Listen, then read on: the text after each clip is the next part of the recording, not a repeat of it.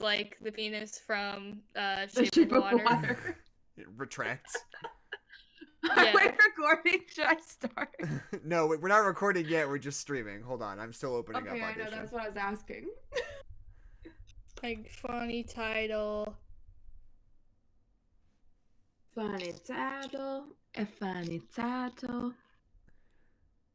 And then your name at the end, Adeline. Okay, so I want to try something Okay. different with our... Hold on, I have to mute my YouTube. Stop everything. Okay. Okay, keep going. I want to try something different, which is that I'll just download the stream audio to use as a master sync instead of having us do a little bit of wordplay. Might just be a little bit easier. Yeah, that's what I would have had you always do, but you know, it's fine. Shut up. Because there's a button that's like, highlight this audio. Do you want to sync up this audio? And you're like, yes, please. And then it does it. Okay, Adeline. Well, I'm just saying. I took an editing class in high school. I know these things. One sec. I'm already recording. Is that fine? No, don't start recording yet. Fuck. What's the name? Oh, yeah. I titled my audio Godzilla. Want me to say the name? Before. The one that's not a monkey. At Adeline. Well, none of them are monkeys, Kezia. Okay, so I'm just going to say That's everybody start debatable. recording 3, 2, 1 now-ish. Oh my god! So it's like at least Okay, a little I bit. did it. So Kezia, today on TikTok, Yes. I saw a video of a zoo, gorilla at zoo, playing with a bubble blowing machine. It was pretty great. Wow. That sounds really great. It was great. It was a good I time. love them. He did like a little somersault. It was great. They're just like little people. They're big. He's just Big like people. me. It's just like people. He thinks he's people. And then you put like a diaper on them and then they rip somebody's face off and you're like, You're like, man, oh yeah, am I you're, right? you're a Testing. giant animal. Sorry, I'm just checking my How have your levels guys' here. like quarantine? Sorry. Continue. Oh, I was just gonna say, how has your quarantine diet been, or pandemic? I guess we're not in quarantine anymore. Pretty much the same as it always has been. I mean, yeah, I don't eat food, but then when I do eat food, it's probably like a little bit too much food. So in my mind, it evens out, but it probably doesn't. Because I spent a lot of time pre-pandemic just buying food from places and taking it home, like through a drive-through or whatever. So it's not like it really changed much. I still get Domino's too often. Yeah. So My signature is good. move is to not eat breakfast or lunch and then eat a really big dinner and then feel like crap after eating that big dinner. See, I had been for a long time like being pretty good about eating meals and like balanced ones. And I've really gotten into the pattern of only eating at 3 p.m. and then like Yeah. maybe having a snack. It's Right. really like I don't like it. You want to Well, know what it's is because different I'm though? Is that, you know, normal times, Red Robin, sometimes treat. Only eat Red Robin when you're like going to Red Robin to sit down with friends and family, you know. But Oh, yeah. now, where I'm getting takeout no matter what, might as well swing by fucking Red Robin, take it home, eat a Red Robin burger at home, like a sultan. And I do that That's true. every once in a while Key. as well. Yeah, it's Get an uniced root beer. Exactly. perfect. Thank you for The remembering problem my is Red when Robin I'm drink at order. work, I don't get hungry, so I just like. And first of all, I am so bad at waking up that I never have time to eat breakfast. So check that box. That's not happening. But then I get to work and I'm not ever like hungry because I'm like actively like moving around and doing stuff. I don't know. I just don't get hungry. But so then I get home and then I'm fucking starving. So it was never stacked in my favor. It was never gonna go well. I used to lunch to work every day, and now I work from home most of the time. And I'm like, I'll eat later, and then later turns into like literally 2:53. Okay. And I have I'm like, something. there's no way I can eat dinner. I have something I need to bring before the council. And by the Okay, council, I mean okay. you two The and council anybody of else who dads. might be listening. I have recently started a job as a school bus driver. Very, very rewarding work. I quite like it so far. But I have a very specific problem, which is in the afternoons, I take high schoolers home. And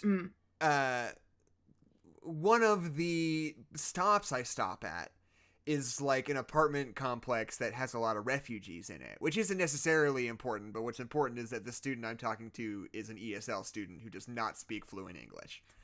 And every time she gets on the bus, she sits one seat behind me, opens up her phone, and through her phone speakers out loud plays the song Shine Bright Like a Diamond by Rihanna over and over and over again until she gets off the bus and sings along to it joylessly the whole time. And I'm trying to figure out if there is any tactful and respectful way to say, hey, please at least pick a different song, Jesus. Maybe buy her a pair of headphones. That was my first thought. Like, get a $5 pair of headphones. Be like, I don't know, you are an African refugee. I don't know what your life is like. Here's some headphones. But would it be fucking super weird if I did that, is the thing to consider. Maybe. It might be super fucking weird to do that. Yeah. I had Yeah, one that's strategy. annoying. My first strategy was to just have the classical music radio station playing on the bus when she got on. Just to be like, oh, there's music here. Maybe you don't need to. Did not deter her even one bit. Just got on, opened it up, started playing it in competition with the Brahms or the whatever was playing over the speakers. So that did not work. And Does it's she just have like any like friends that she sits with on the bus? Yes. And they're kind of quiet, but They sing back up. but like she's not like sitting by herself awkwardly. Like she has like a group of friends. And apparently they also like the song Shine Bright Like a Diamond. It would make more sense if she was sitting by herself. Yeah, exactly. That's the thing. Yeah. And like every single day it's just like shine bright tonight, ignite, shine bright like a diamond, like for like half an hour. And it's slowly driving me insane, and I don't know what to do about it. Yeah. And all the other kids on the bus have their own headphones, right? They don't seem to mind much because they can do their own thing. I don't have that luxury, though. I mean, see, because I would be like, make a sign songs. that's like headphones required, like no speakers, because that's a thing on like the public bus. They're like no speakers. Right. But it would be obvious that I would be singling her out. Yeah, but the problem would also be that, like, if she doesn't have headphones, then that's not an option for her. Right. It'd feel kind of mean to be like, you can't listen to your music anymore, you know? Right. So, yeah, I just don't know, Jess. Am I just going to have to deal with it? I mean, maybe yeah, you start make out... some earplugs. Is that a hazard? I don't think you're allowed to do that. No, not at all. This is what you start doing. You start treating the bus like it's an Uber, and you have like water and mints, and then you start working up to like offering headphones to people, and they're like, I already have AirPods, idiot. Here's what you do. Okay, you go on AliExpress, you buy like 200 in bulk headphones. You give them to everybody. Yeah. No, but what I was gonna say is that you just start blasting Shine Bright Like a Diamond just over the bus speakers. Like, this one's for you. Yeah. I got you this time. Because then it's at least like you can kind of like drown her out, like her singing just with the song, the regular and is that song, a little bit better? Which is a little bit better, in truth. Yeah. Which is not to say that I'm like, oh, she's such a horrible singer. She's just like not trying to be a good singer. She's just like absent-mindedly singing. Exactly. She's like, yeah. It's not like a pleasant listening experience for me, the bus driver. Yeah. That makes sense. But maybe, I mean, like, the boring and also awkward answer is just, like, having to talk to her. Yeah, I mean, probably eventually I'll be like, hey, like, it's cool and it's fine, but, like, can you, like, maybe get a playlist or something? Like, at least. Yeah. Down a little bit, you know? It's just weird that she has friends that she could be talking to and she's not. That's the part that gets me. Yeah. Like, a song that's, I don't know, 8 years younger or something. And I would argue like a bad song also on top of that. That song fucking sucks. It's low on the ranking of Rihanna songs. Yeah. In my opinion. What about Did Rihanna sing Disturbia? Yeah. It's like the darkness and the light. That's a pretty good song. What about come on, rude boy, is you big enough? You're like, hey, can I introduce you to any other music? Have you heard I don't know, about... Listen, little girl, I'm gonna blow your mind. No, not little girl. This is like an upperclassman. She's probably like a okay. junior or a senior. I mean, it's also like you're battling the fact that there's like 2 months left of school also. Exactly. Yeah. I mean, the fact that she is like only a little bit younger than you could just be like, "Hey, I'm gonna level with you. Please stop." Right. You know, like it's not as creepy as if you were like an older man. You know. Right. But it's also not as easy if you were like a grandpa and you're like, "Hey, you need to turn the music off." Yeah, you could just be a grumpy old man. You don't have that option. Turn that shit off. You know, back in my day, we listened to Fall Out Boy. Do you like Benny Goodman? Weezer was on the radio 24/7. Music still on MTV. In the good old days. Yeah. The Tonight Show band. He was a skater boy. She said, "See you later, boy," and that was enough. What if? And we liked it. Although I do think for the elementary schoolers I take, I don't have like iPod connectivity on the school bus. Obviously, I have a radio and I have a CD player. So I've been thinking about burning a sick disc of like maybe like some video game music, you know, like something that's not like pop music that maybe some parents might get angry about. Do. But just like you know, like Disney some Animal Crossing music. Always an option for little kids. Yeah. Middle schoolers also love Disney songs. That's really. I think honestly anybody would be happy with Disney songs. Yeah. Because I was gonna say. Oh, what was I gonna say? That's time to start burning a sick CD. Oh, I did that. I pulled that move. There was like a year where I was the nursery attendant at like the church nursery.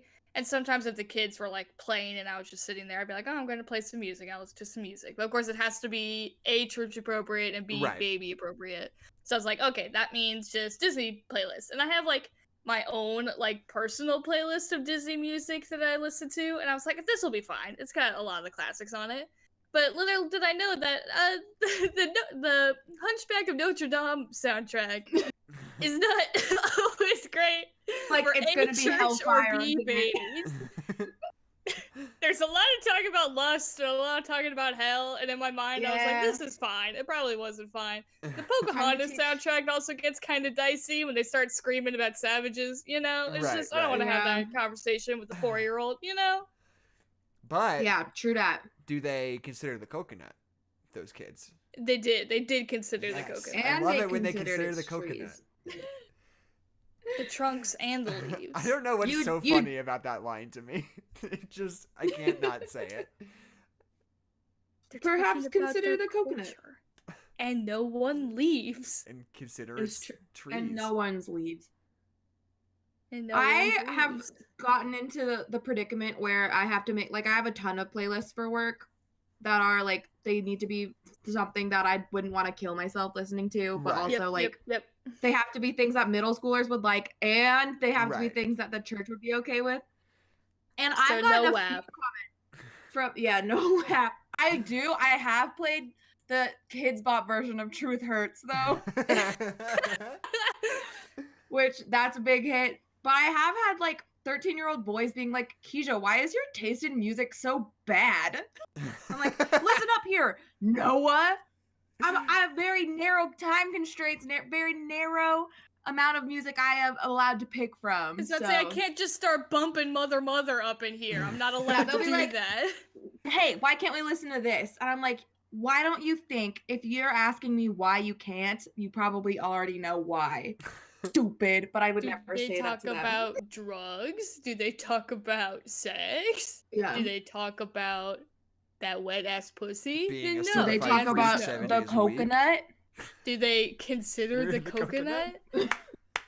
Yeah, we only listen to that song from Moana. I have 40 playlists and it's all that one song from Moana. What's fun about Moana is if you look at the back of the DVD case, it says it's rated PG for coconut consideration. which is just, you got to figure that one out. Yeah. Yeah, which actually means that you're not allowed to play it for 4-year-olds because it's PG. Yeah, they can't fathom the coconut. Oh, They can't consider it.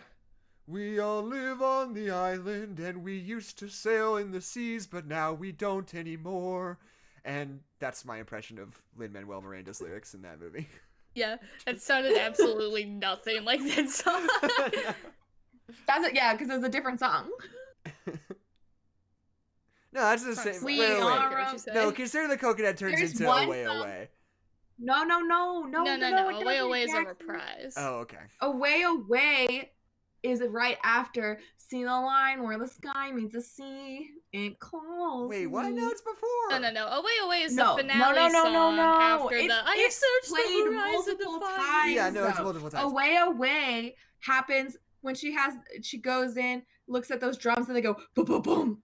Boom, boom, boom. Because and look, then she look, sees, look. That's and she's like, fair. "We're explorers." And then her grandma, she's dying. Oh no! And then she's gotta go, and now her grandma's a manta ray. And then she meets Maui. You're welcome. Then they go, "You're shiny." Blah, blah, blah, blah, blah. We're learning how to be explorers. Da, da, da, da, da, da, da. Oh my gosh!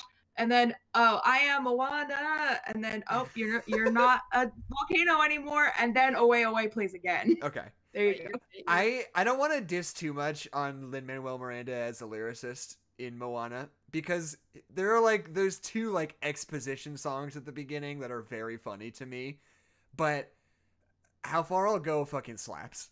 And Yeah, it fucking That sucks. is- That's the best song. as much as a popular song as it is, I still feel like it is somehow underrated and how much that song fucking rips. It's so good. It's really good. Fucking Moana, Yeah. really fucking good. It's true. I think, I don't know, because there was like Frozen fatigue where I was like, if I hear Let It Go one more time, Right. I literally am going to move to Antarctica because penguins can't sing. Right. But Penguins don't know what Let It Go is, and I thank them for but it. they do consider the coconut. They They do do. consider the coconut. They love considering coconuts.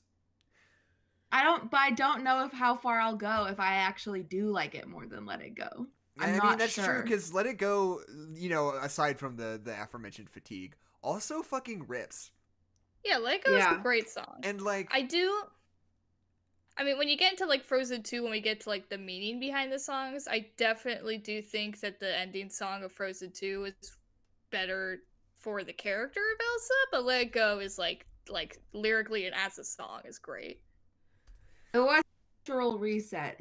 okay, Yeah, so exactly. if you had to pick, what's your top number one song from a 3D Disney Animation Studios movie? Let me pull up my playlist. Let's see. Not Coco. Coco does not count. Yeah, that doesn't count. Um, Un poco loco, un poco titita Look at the loco. slaps. I It's a good mean, song. fucking At Last I See the Light makes me fucking cry. Oh, Which one is that? That's the from song that Rapunzel Tangled. and Eugene sing in Tangled. I don't remember any of the music from Tangled. You got, dude, a lot of it slaps. I've Got a Dream slaps. Yeah. Mother Knows Best slaps. When Oh, Will My Mother Life Knows Begin Best slaps. reprise. Oh, fucking, oh, so good. So good. Oh, so when good. she's like, she goes, "Oh, I see how it is." It's yeah, it's so good. fucking good. It's I've been great. thinking a lot about Disney animated movies lately, mostly because they're covering Clements and Musker on the Blank Check podcast that I listen to quite often. Yes. But it's fascinating to me how much like Disney goes back and forth on like doing musicals, right? Because like Yeah. in the olden days, Disney movies weren't really musicals. They were like movies that had a couple of songs in them. You know? Like Mhm. Cinderella has like This Is Love, and that's it. Like there's And there's Disney just Bop stupid and ass Boo. fucking songs that the excuse- stupid ass rats sing, but that's it. Cinderella, night and day. It's Cinderella. Okay, You listen, think here's that's a my stupid I song? got such a big fucking beef with Cinderella. Okay, Also, Snow Bippity White, Boppity first Boo, animated feature film hello? ever. We focus a lot on the B plot of the dwarves, just because we're not really sure how to write a woman about a young girl, and that's the only plot it's about. But I feel like they do a good job of splitting the A plot of Snow White and the B plot of the dwarves pretty well, even though the dwarves get distracting. Cinderella is like 98% fucking Alvin and the Chipmunks hell of Tom and Jerry BS before we even get back to Cinderella. And I love Cinderella. I want to hang out with Cinderella, but I have to listen to this fucking Alvin and the Chipmunks wannabe get his ass eaten out by a cat or whatever for the next like 20 minutes before we get to the fucking plot that I actually care about with Cinderella. What's wrong with Did you like the Cinderella live action? Did you like that movie? I did like it better because there was like about 55% less rat bullshit. Yeah, the rats couldn't even talk. Yeah, which was good. I felt free because their little Alvin and the Chipmunks voices are the most aggravating thing on the planet. I hate But how do you Gus. feel- I hate whatever the other one's name is. I hate Jacques. him. Jacques. How do you can feel go about fuck himself. Cinderella 3: A Twist in Time? The best one? That one's great. See, because that one's It's actually the about best Cinderella. It's the best Cinderella movie. It's Yeah. so good. Because the main A plot is about Cinderella and not about a bunch of fucking dumb mice that I hate.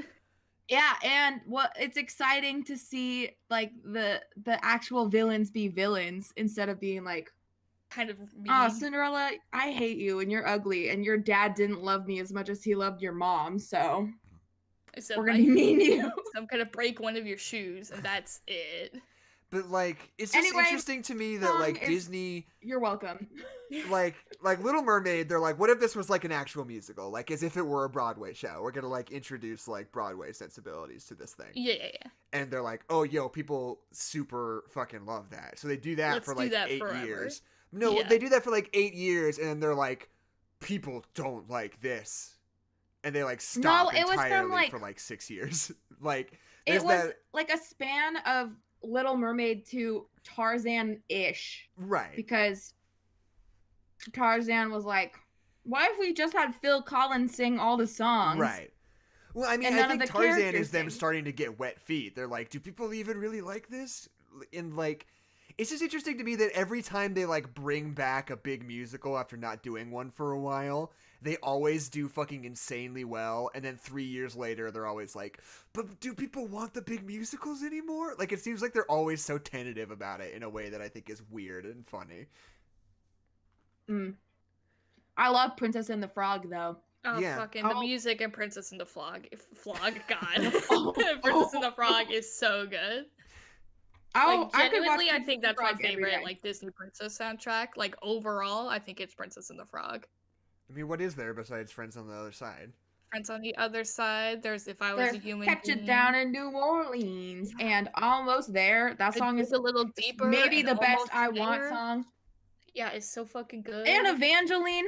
Look Oh, out, God. she lights up the sky. Evangeline, it makes me fucking cry. It's very sweet. Don't Yeah. fucking say Best I Want song after we just got done talking about how far I'll go. No, because here's why. Is because I love Tiana. I think she's the best princess. Sans Mulan, but I don't really think that she should be considered a princess because that's stupid. Okay. Like the Disney That's a canon whole princess, other you know. other conversation. It's just about making money and blah blah blah blah blah. But Mulan is my favorite Disney heroine, but my favorite Disney princess is Tiana. And I think she has the best I Want song because she's worked her whole life for that. That's why. Okay. She's a businesswoman. So hey, how do we feel about starting the podcast? I feel great. What are our Some thoughts more? on that? So hi, my name's Jackson McMurray. My name is Adeline McMurray. My name is Kezia Rhodes, and this is the first time we've done saying our names for a little while. Yeah, I Yeah. don't know why we did that. I'm very self-conscious about it because we haven't for a while, and I noticed it every time I'm editing the show, and now I'm like, we should probably do that because it's kind of important. People should know what our names are. This is No Nerds Allowed. It's a podcast that's about movies. And today, That stuff though. We get distracted. It's let me fun. just make sure I've got the marker capability on Premiere. I do. Okay. So this movie, this podcast episode this week is About this film. Godzilla.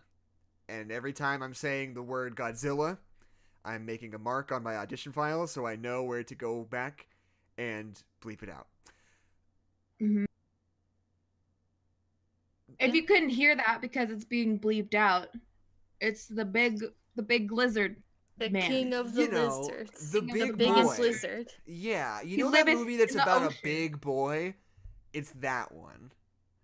Yeah, think of You a know big boy Clifford movie. What if he was a No. lizard?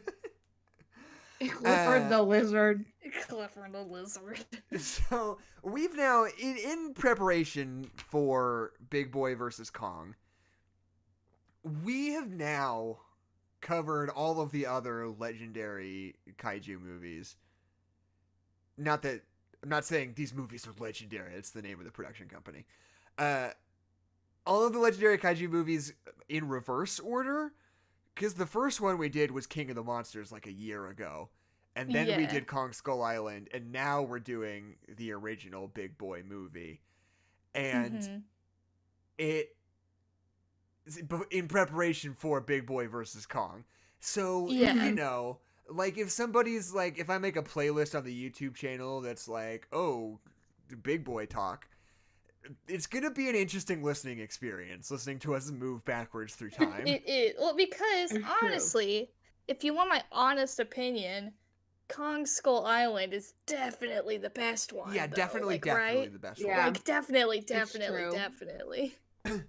I think, But okay. I would say Kong kind of has like the upper hand when it comes to that, because it always comes with like we're going to a weird island, and what's gonna happen on this island? Yeah, it's nice that it's a smaller zone that I have to worry about and less people.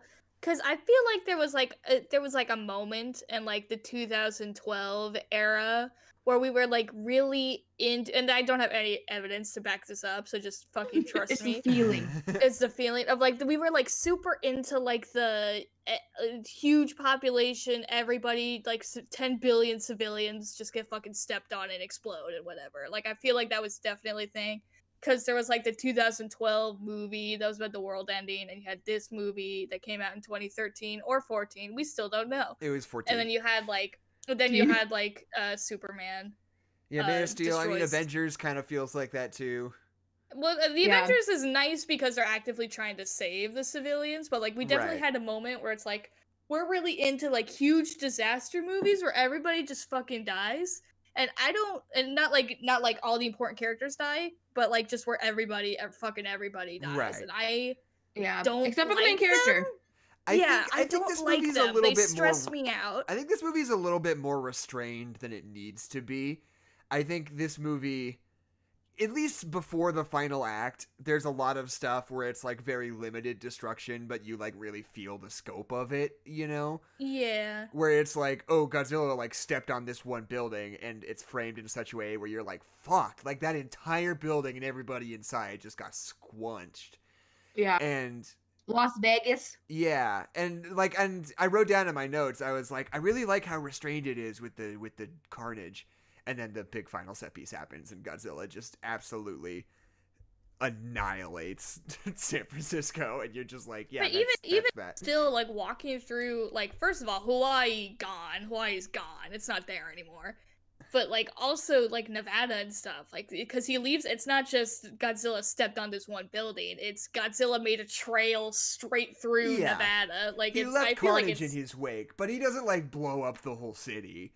He's just it's filmed as a disaster movie, which in some ways I really like. I kind of think it's cool that like people are just kind of following the monsters around, because like as soon as they destroy something, they're gone and they can immediately start helping, which I think is kind of fun.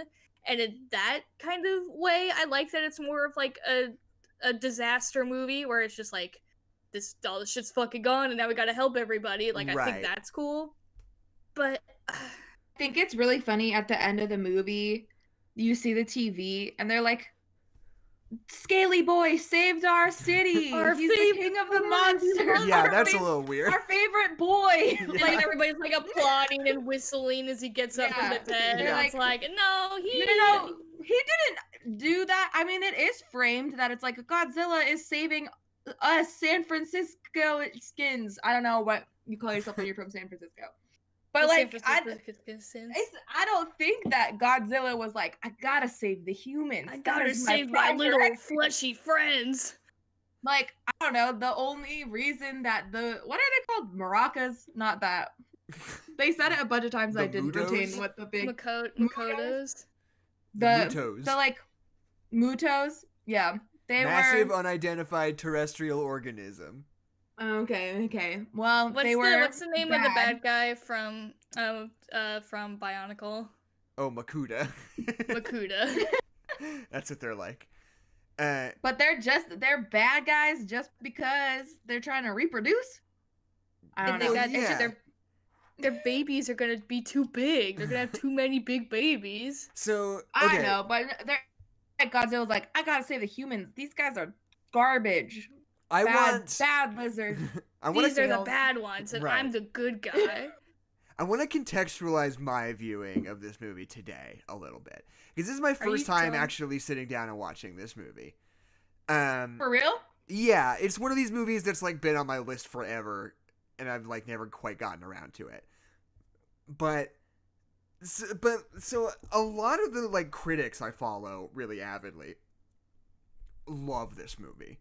There's like a contingent of people, especially in the like critical community, obviously not like all of them, but like a very particular subset, that think of this movie as like one of the great blockbusters of the last decade, you know?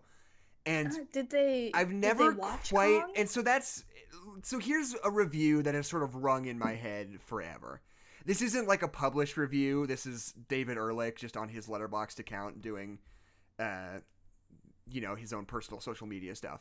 But his review says, one of the most satisfying, well-paced, and beautifully directed blockbusters since Jurassic Park. A genuine spectacle of humility. Many are complaining that the film abandons interest in its characters, but the perils of human egocentrism in the face of a global crisis is the entire point. Genuinely registers as the first post-human blockbuster. I almost feel like people have been conditioned to the explosive banality of contemporary tentpoles, but if any $200 million monster movie is going to feel like a throwback, this is as fitting a choice as any. So that was what I went into this movie with, right? I disagree about a lot of those points. Yeah, and like just that phrase, the first post-human blockbuster, like really was rattling around in my head. And like I just had such high expectations for this thing, especially considering like how much I like Gareth Edwards as a director, you know? Yeah. And like I think this movie's fine. I think it's all right. I don't really get anything that David Ehrlich said in that review. None of that really rang true with me by the time I actually watched it. It seems like a lot of like gimmicky explosions. Well, and, like what is the point? Like what would a post-human blockbuster be? Because who is watching blockbusters? Who's paying the tickets and making the blockbusters besides humans? I guess they do have AIs writing scripts now, so I don't know if he means not good yet. That's the thing. That's the kicker. I think he means just in terms of the content of the movie and that the characters sort of take a back seat. Has he seen Finding Nemo? To, like this whole thing. But like I feel like there are so many movies that are like the hubris of man and the military is bad. Like I feel like that's a very common narrative, especially in a big blockbuster like this, of like, oh, the military thinks that they could just solve a problem with a gun, but no, they don't understand. Like, I feel like that's super common, you know? Right. It is funny to see, like, they are literally like, okay, so these 300-foot monsters, they eat radiation, okay? Right. And they're like, we gotta bomb them. We gotta use those nukes on them. But it's a trick. They're gonna be attracted to the bomb, but then it's a bomb, and it's like, but they already know you don't that. get it, sir. Yeah, it's like there was never a point of learning where they're like, oh yeah, they eat these things. We're like basically just throwing peanuts at them. They're like, we gotta try again. Yeah. What if we try again without really electricity this time?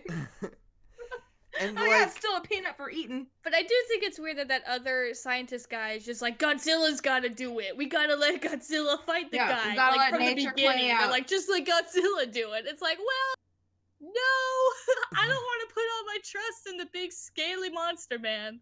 So maybe we should be doing something, but just be doing something smarter. And I think nature found a way. I think it did, and its name was Godzilla. I really like a lot of the stuff in the final act of this movie. I think especially, I mean, we talked a lot about this in the Rogue One episode without Kezia because we didn't like her yet. Yeah. But, like, Gareth Edwards has an eye for scale in a way that few other blockbuster directors do. Because he was a special effects animator by trade before he started, you know, helming these movies. And I think that there are moments in this movie that, much like in Rogue One, there are moments in this movie where I'm like, holy shit, I can't believe I'm even seeing this right now. Like, this is so wild. Like, I think about the bit where they're all jumping out of the planes with the flares, like, landing on Godzilla from the sky is so great. Cool. Into the smoke.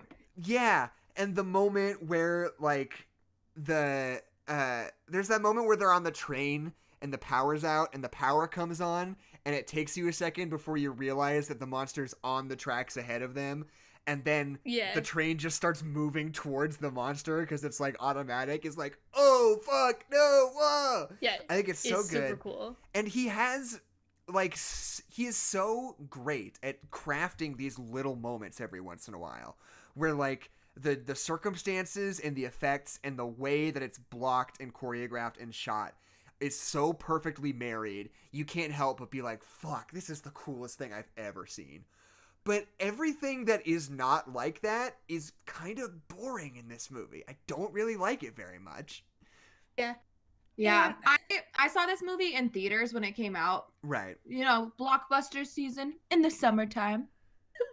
But when I watched it, I was like, yeah, that's really cool. That's pretty cool. And then when I watched it today, I was like, oh, it's really hard when there are a ton of distractions and I'm watching it on my computer and it's bright outside. And I think I'd rather be taking a walk than watching this right now. Like, yeah, it doesn't I'll hold just your go on my interest phone the way you until- expect it to. Until the monsters show up. Or, like, not only just, like, the monster showing up, but, like, when there's something that feels, like, worth watching and engaging. Right. Because it ebbs and flows a lot. Where I'm like, It does this thing where we'll be at night and, like, a monster's attacking, and then we'll do a sudden cut today, which I think is really cool because it's more of that, like, disaster movie thing, like the morning after disaster, blah, blah, blah. I think that's cool. But there's so many of those dark at night scenes where I just can't see fucking anything that's going on. It's like, I know there's a big monster and I know he's doing something. Maybe the darkness on my TV was just, like, up too much, but, like, there's a lot of scenes where, like, it's just dark and there's just things, like, moving, you know? Right. And yeah, I mean, this whole movie, I don't think like the entire first part of this movie, I mean, that's like the classic complaint.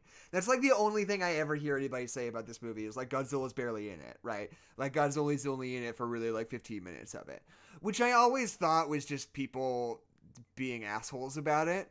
But now that I've actually seen it for myself, I realize I'm like, yeah, Godzilla's barely in it. And I don't necessarily need of those other for Godzilla monsters to be in the whole movie, but what I do need is for more interesting, exciting things to be happening the rest of the time, and they just aren't. Because the whole first act of this movie is like a conspiracy thriller, which sounds cool when I say it like that, but it's mostly not really that interesting, you know? No. and also, like, by the time they are like, yeah, Godzilla's here, full in the flesh, it's like there's 20 minutes left in the movie, maybe, but they've already showed him, like, his full body, you know, because there is the classic, like, ooh, there's his feet stomping, and you see the eyeball, and you see the spikies, but you don't see the whole thing. But we saw it halfway through the movie, and then they went back, and they're like, hidden behind a building. Here's the doors closing, and you see him for a second, but then they don't show the actual action. Then they cut to the next day. And you're like, I guess there are still people who are alive, hopefully. But we didn't see anything happen, so we don't really know. I think that this movie, because obviously it's doing it on purpose, right? It's not like they wrote the script and they were like, oh shoot, we forgot to put Godzilla in it. They're like going out of their way to be very patient, you know? They're like building it up and making you want it before they give you fucking Godzilla. And I think that that's not an inherently bad idea, but I think if I were putting this movie together, I would Honestly, I think a better move, because what's infuriating about the movie is that Godzilla shows up, like, at the beginning of the second act for, like, a second, and then he's, like, swimming for another 45 minutes, and they're like, Godzilla's swimming. And Like, you, like, don't see him how long again. would it take you to get from Hawaii to San Francisco Well, just right. swimming? Probably a long time, My buddy. point is, like, I would much rather he, like, didn't show up at all until the third act, right? If, like, you hit, like, the hour and 20-minute point of the movie, and all of a sudden it's like, he's here, he's stepping on guys, like, and it was, like, all at once, like, they just pull out all the stops. I mean, like, they kind of do in the movie, but, like, it's so infuriating when it feels like you've already been shown him, and then you're just waiting for him to show up again, you know? Oh, because like the map goes from Japan, Hawaii, San Francisco. Right. So imagine they're leaving Japan, they're going to Hawaii, and they're like, there's a monster here, we know it. And then they're like tracking Godzilla too, and they're like, we'll intercept him in Hawaii. And they get there, the other monster's there, and oh my gosh, he didn't show up, and there's still carnage happening. What's going on? And then they realize that he was always going towards Nevada, San Francisco, because he had the sense more than they did. They got outsmarted. They're like, we thought we could catch him, but we can't. Nature, we can't control nature. Right. We can't predict her. That's how I would have changed it. Boom. There you go. I think Still do your teases. I think what's specifically infuriating for me, like why it feels like it's because the movie's fucking called Godzilla. That is the title of the film. And the fact that he's not in there is infuriating because that's what the movie's called. He should be in his own movie more.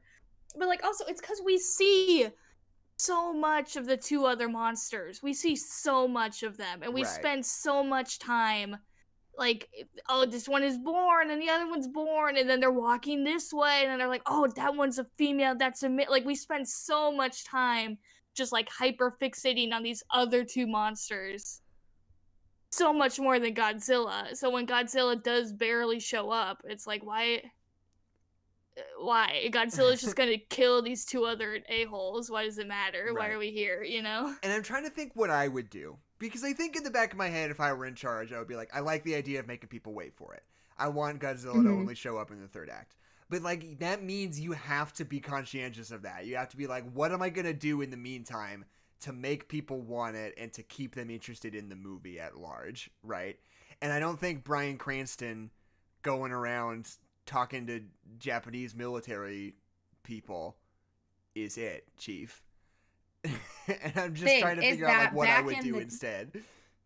Back in 2014, like Bryan Cranston was just hot off of Breaking Bad. Right. And people were psyched and stoked to see Bryan Cranston in a big lizard movie.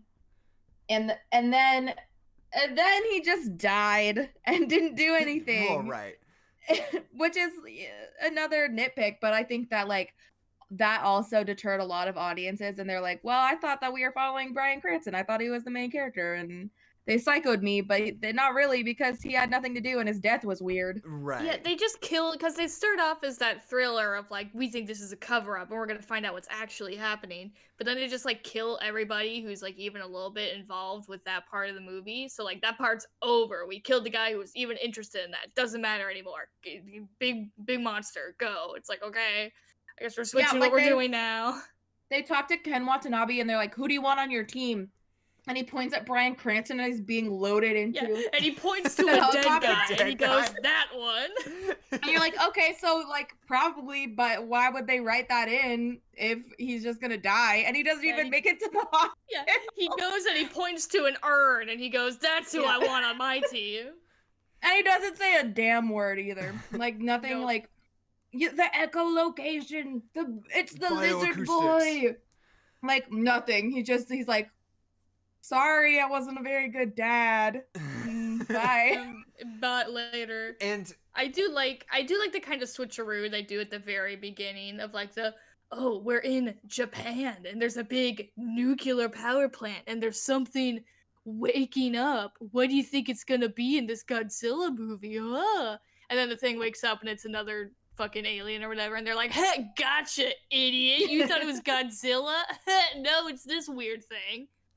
And Because I think what I was thinking about when I was watching this movie is that structurally it has some similarities to Infinity War, I think. Because sort of, like, if you look at sort of, not even that, like, if you look at sort of Godzilla and Thanos as similar, or even maybe the Mutos, but it's like, okay, so there's this force that's trying to, like, do some shit. And the movie, for the most part, is about the good guys, you know, really putting in the work and trying to figure out some kind of plan to deal with it. And then the third act rolls around, and none of them work, you know? Like, the guy we're trying to stop just does his own thing regardless. There was nothing any of us could have done about it the whole time, you know? And I'm trying to think about what makes Infinity War a satisfying subversion of your expectations and what makes this an infuriating subversion of your expectations. And Godzilla dies and then stands back up again, so... A lot of it is the way they're trying isn't, like, to their full capacity. Like, in Infinity War, they're legit doing everything they could possibly be doing. And in this movie, we can be like, hey, don't keep trying to use nuclear weapons. Why are you shooting bullets at this huge monster? Why are you still doing that? It's like shooting it. It's like shooting a wall. There's nothing's gonna happen. What if we got on the Golden Gate Bridge and tried that same thing? Never go on the Golden Gate Bridge. Fucking never go on the Golden Gate Bridge. Yeah. I don't know. That's what I think. I think that, like, if they had come up with solutions that felt like they or like didn't already tell us, like, they feed on radiation. Like, if we found that out at the same time as they did, I think it would be a lot more satisfying. Like, and it would feed into that, like, why is, like, when man is messing with nature, then there's consequences because, oh, we'll use these man-made weapons that should be super destructive, but they backfired on us. That's what I think would have helped. Right. If they didn't already know. And it's also like their plan changes like 5 times. There's never like stakes of like, this is the plan, it has to work or we're screwed. There was like, okay, we have a bomb and it'll lure them, then we'll blow them up and then we'll blow them up. Actually the bomb's somewhere else now. Whoops, actually no, it's different. We gotta turn it off now. Actually we're just gonna let Godzilla do it. Like, they changed the plan like 5 times in the third act. And it just, like, breaks all stakes attached to, like, this plan has to work. Because it's like, well, we'll just change it fucking again. Because we've already changed it 5 times. Right. And I think... I don't know. I think I like this movie better than you guys do, it sounds like. Because I'm very won over by just the Gareth Edwards of it all. Like, all those moments... Like, the moment where they're in the airport and you've got that big, like, full, like, wall window and you just see Godzilla's foot, like, come down and it, like, takes up the entire wall. And, I mean, like obviously, the like, the money shot. The jet fuel. The jet fuel shit. And, like, the money shot of this whole movie is that moment where Godzilla roars and they just hold on it for, like, so much longer than you think they're going to. And you're like, oh my god, it's so... like visceral when like that shot, you know what I mean? And there is so many moments in this movie that just give me that like purest like blockbuster like elevated heart rate like excitement at just the fucking scale of what I'm seeing, you know? Scale. And which is a movie which is something that like not a lot of movies can pull off, and it's just that. Which is, you know, honestly kind of how I feel about King of the Monsters also. I definitely like this movie better than I like King of the Monsters. But King of the Monsters has some of that same shit. Like, it's really well directed and the special effects stuff is really well thought out to be, like, as kick-ass as possible. And it really works a lot of the time.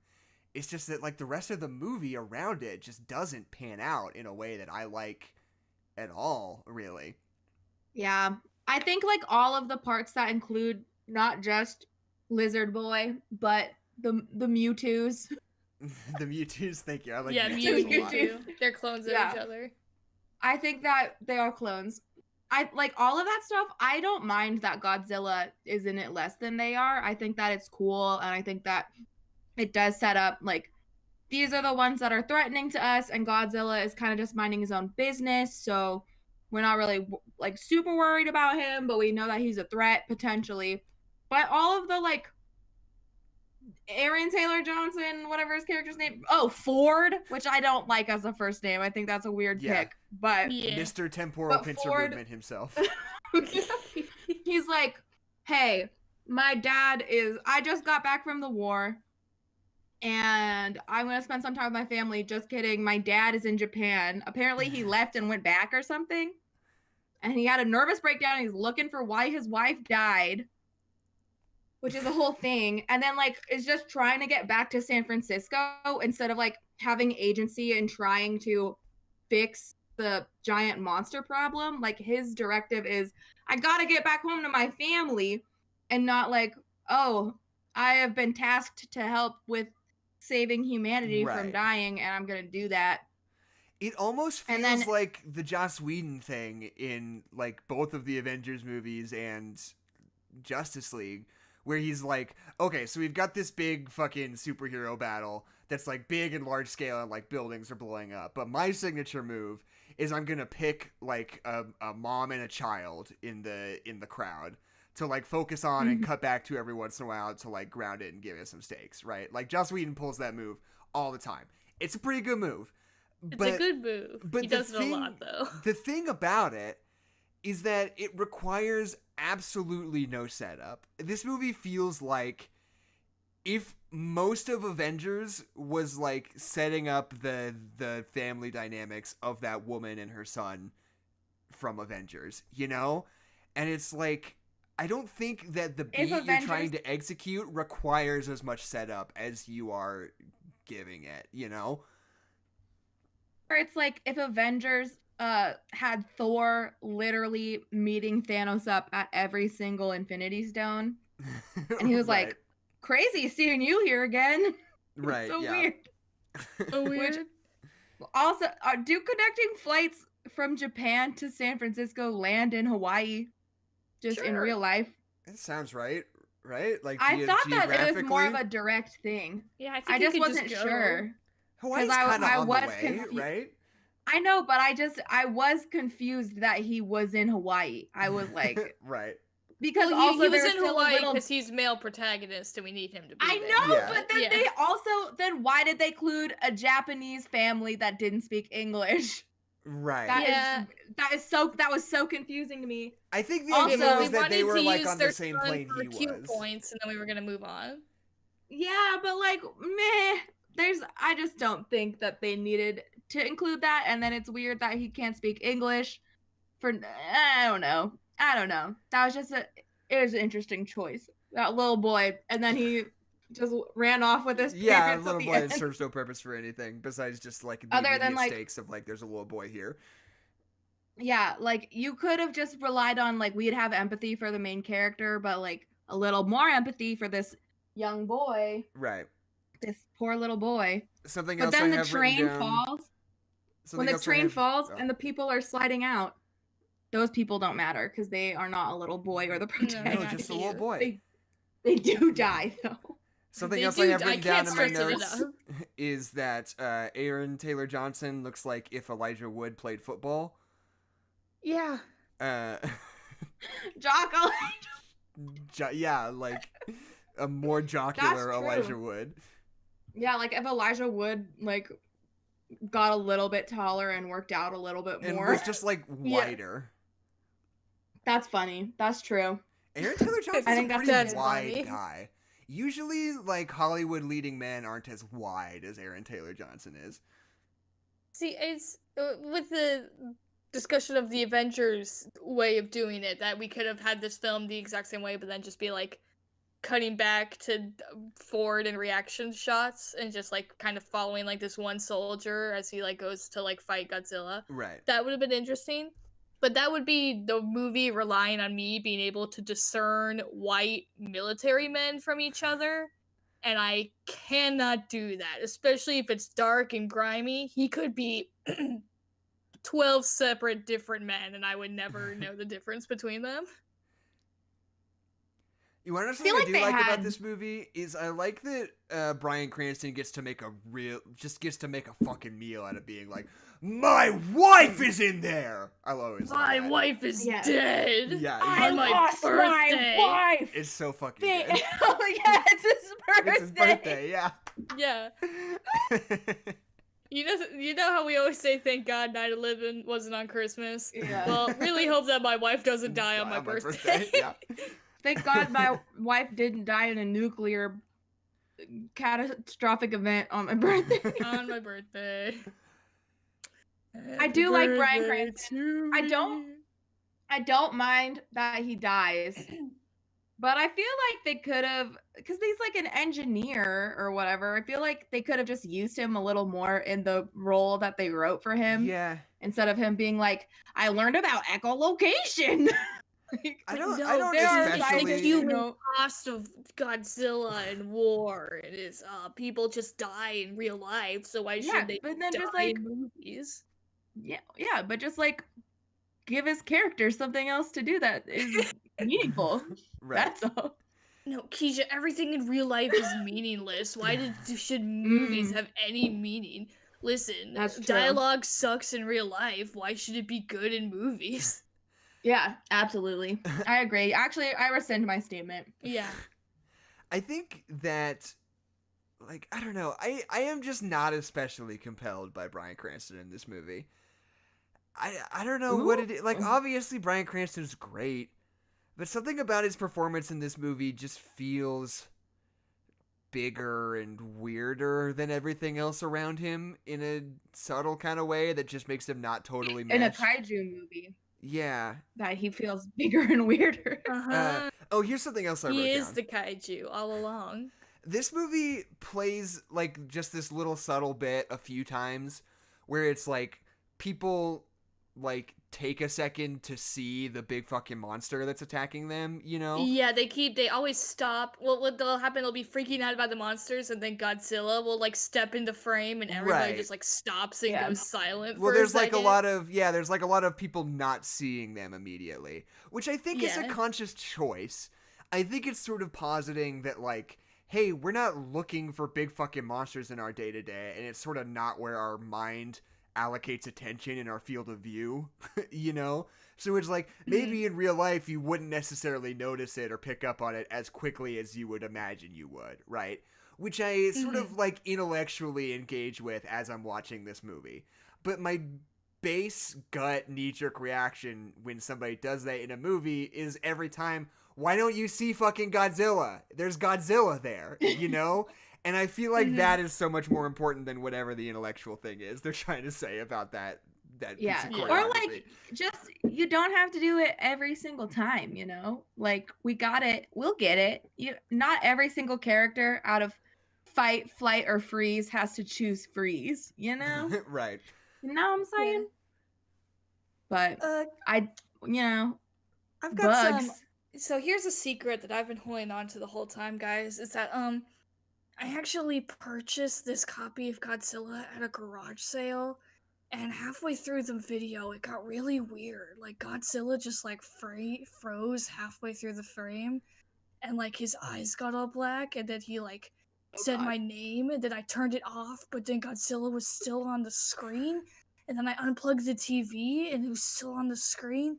And then I went to go talk to my mom about it, and then it was still on the screen, and then my mom was dead. Anyway, welcome I- to Creepypasta Book Club. I've got some. I would I've just got like some. to say really quick that I feel really dumb because I was gonna say like I thought that you rented it on YouTube. Why do we have to talk about how to stream Godzilla if you just for the first bit? Anyway, All right, are you gonna send me a Creepypasta. creepypasta to read? Yeah, I'm gonna send you a creepypasta. So I found a few. The struggle with creepypastas, I'm kind of experimenting with like how to like find the best creepypastas, especially for this segment. But because there's long ones and we kind of need short ones and blah blah blah blah. But so I just kind of like Googled like the worst creepypastas to see if anyone had like made a list I can kind of like pick through. But all I found was a stupid article that was like, the worst creepypasta, Jeff the Killer. It's popular and it sucks. And it's like, okay, you're not you're not what I need. But I think I've got one that's kind of.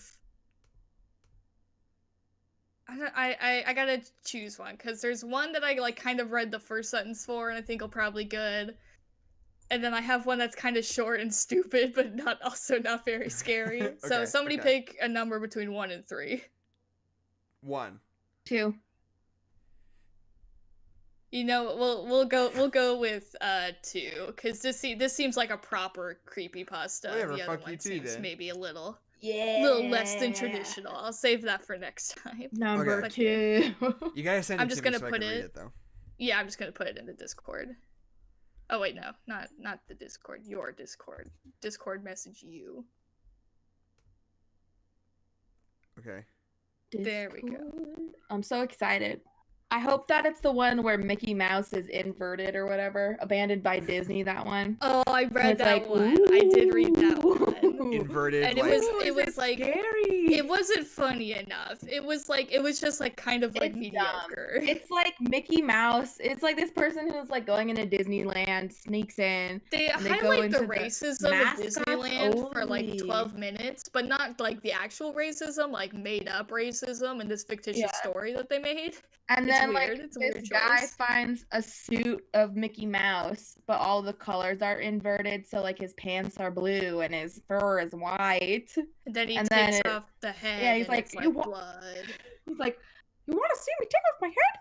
And then he has, and then And he then, does, but then and when he it's goes scary. past the sign, it says "abandoned by God" instead of "abandoned by Ooh. Disney." Whoa. Anyway, let's read another Okay. one. Give me just a Here's second different here. creepypasta. Let me just... Okay.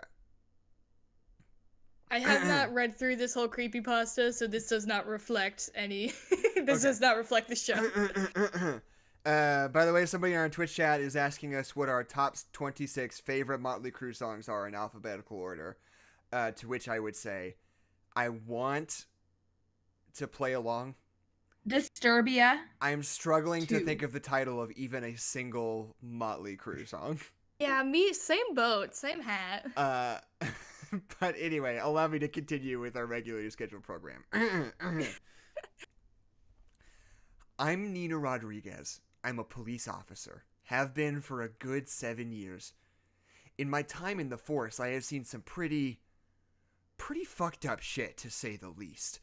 Crazed druggies, abusive parents, and even a few calls for help from the suicides. But none of those could ever hope to compare to an emergency call I'd taken last month. I now abhor taking emergency calls, not because of the over-worried people calling about every little squeak in their house, the noise I complaints, still work as a 911 operator, despite me not wanting to do it anymore. or even the occasional prank call. Though those could get pretty annoying. No, the worst thing about taking an emergency call is knowing that I had to sit on the other side of a phone, and no matter how much I hoped or how fast a squad car could get there, I had absolutely no power over the situation. Excuse me, I had to burp. Okay.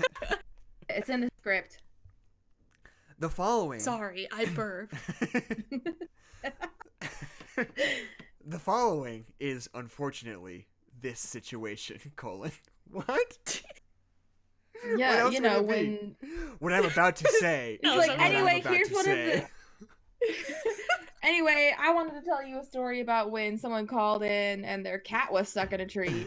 Jackson, this is that- English 101. You tell them what it's gonna be in the intro, and then Okay. you tell them again. All right. The day was like any other, monotonous in its predictability. God, this person's so smart. Yeah, that makes sense. Yeah, monotonous and predictability in one sentence. Hello. Oh, man. It was a Wednesday night, and the end of my shift was still a ways off. Don't get me wrong, I love being a police officer, but I didn't sign up to be a secretary. I sighed. Cool sexism. I sighed and flipped through the files on Nina my isn't desk. like other girls. I flipped through the She's files a on my police desk. officer, so she's worse. I flipped through the files on my desk, absent-mindedly scanning through the different reports from earlier that day. Though was nothing of dire importance. No hit-and-runs, robberies, or violence. Life in the country didn't require as much police attention as, say, any of the major cities.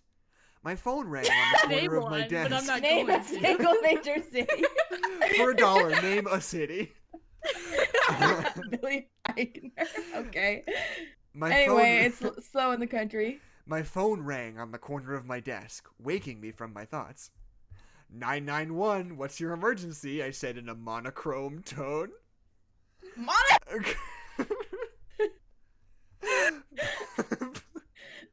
Please, I need your help, a small feminine voice, excuse me. Please, I need your help, a small feminine voice answered. I leaned forward. Yes, what's the emergency, ma'am? I repeated, preparing my pen and pad. There's someone outside my house, he's just standing there, she answered, sounding frightened. This was not entirely an unusual situation. There have been several different cases filed for crazy stalkers. Little known facts. True. At least several. Those are the like terms of the trade. Crazy stalkers.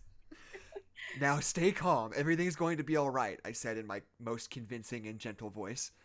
I then continued with the standard questions. How long has he been there, ma'am? I don't know. I just looked out the window a while ago and he was just standing there. He just appeared there a little while after it got dark. That was about an hour ago. He hasn't moved an inch or ever stopped looking at me. I stopped writing. Wait, how long has he been there? I stopped An writing. hour? This was getting a little strange. A person just standing in one place, never moving or even looking away. Whoever this was, I had a feeling that they could be very dangerous. Okay, ma'am, we'll send an officer. What's your name and street address? Elizabeth Treville, 1465 Wellington Road. With a hum, I wrote down the address. Yeah, I wonder if that's their real address. With a hum, Please I don't wrote stalk them. Yeah. With a You're hum, I gonna wrote be the crazy stalker. down the address and gave it to an officer on standby, and he went on his way there. Okay, ma'am, we're sending a cruiser now. I could hear an audible sigh of relief. In the meantime, I began, can you try to describe the man to me? Do you know him? I asked, identifying the perp and making sure she was safe were the most important things at this time. Well, I definitely don't know him or anybody with that body type. It's a weird thing to say. Anyone with a very common body type? God. He's tall, very tall, pale and skinny, almost emaciated looking, and he's naked, I think, but he's too far away to tell if he's naked, whatever. Okay. Okay, can you see his face? Maybe it's Wonder Woman. Yeah. It could be. Okay, can you see his face? Describe it for me. No, it's too dark to see his face, and I don't know how to describe it, but I know he's definitely looking at me and has been She doesn't the whole want to say time black. he's been here. Jack said he doesn't have a face. Yeah, she doesn't want to say black. I don't see race. I don't know what he is. I don't know. No, I can't. Don't ask me to. Are all your doors locked? I asked. I think my back door's still unlocked. I'll go lock it real quick. Okay, I'll stay on the line. I heard her walk around, and the familiar resonant click of a deadbolt lock could be heard. She didn't bring the phone with her for some reason. New chapter. The landline. For some reason, they've chosen to split it up into two parts, and this is the point Yeah, where they just to be split it. clear, this is like a one-page story. Yeah. Maybe it just came out two times. It was a little. there you was have like to a little wait for cliffhanger. the to be continued. Who's this naked man gonna be? Is Okay. he Slender Man? Okay, I am back. Now everything's locked, and he's... She trailed off. What is it, ma'am? I asked. Ma'am? I grew more and more uncomfortable in the silence. The quiet seemed to last forever, until she spoke again, in a more hushed tone than before. He's closer now. Before he was just at the edge of my woods, tens of yards away. But now, he's only half that. Well, it's important that you stay calm. Now, can you see any of his features? Away? Now, can you see any of his features now that he's closer? Yeah, it's weird. He is naked, but I cannot see any genitals or hair or, well, any defining features. It's like he's wearing some skin-tight suit. I still cannot Maybe really he see is wearing a his face. skin tight suit. I still cannot really see his face, but I can tell it's deformed in some way. Maybe this person's had a Brooklyn accent this whole time. But I can tell it's deformed in some way. It's deformed some way. He's still staring at me. It's so unnerving. Okay, ma'am. I'm going to need to I'm going to need you to find a safe place and lock yourself in case anything goes wrong. Lock yourself, whatever. Lock yourself. Jackson, that's scraping the bottom of the barrel at this point.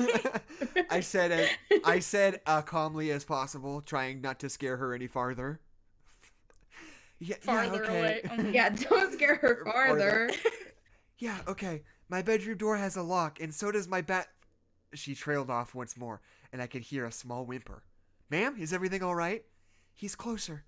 Her voice was so quiet that if I was not listening so intently, I could have missed it. Ma'am? I asked again. How many times did she just go... If I wasn't listening, I couldn't hear her. How many times did she just go, ma'am? Ma'am? Lady? He's so much closer. Hello? I just absentmindedly looked at my bathroom for a second, and then he cleared the almost 30 yards from where he was to the house. But at least now I can make out his... Oh, God. Ma'am? My Still no voice came genitals. out. My voice Got a came... big dick. Well, he does have genitals. They're just really tiny. His face is really tiny, too. Ma'am, my voice came out in a small peep. I was on the edge of my chair. Oh, God, his face. I can see his face. It's pressed up against the window. It's awful. His eyes are so large. Like black pool balls bulging out of his head. He has this smile that goes from ear to ear. Or where his ears should be. She let out a sob. I needed to stop her from getting hysterical over whatever it was on the other side of her window.